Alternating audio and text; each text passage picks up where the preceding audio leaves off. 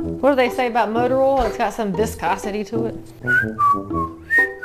That's why I never have understood the people who like to separate their food on their plate. All your food's going the same place. Or you are a sad individual who lives in a part of the country that does not have Cheerwine, and maybe you live in Texas and you have Big Red. I don't know why they came to the decision to sell it during the pandemic, but I'm ever grateful.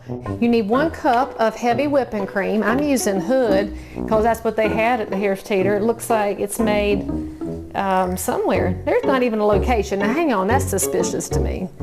Processed at the plant. It says New England. I don't see a location on that. I'm suspicious. Oh, well, when are y'all going to have to tell me where Hood is from? Now, why do I know there's a cup in here? Because I've already used a cup, and this is a 16-ounce container. And friends, y'all need to teach your children some math skills, I'm just saying. Which stays in the Ziploc bag, frankly, because I don't like ants, and don't judge me, and I don't judge you if ants get in your house, because those little sneakers come in everywhere.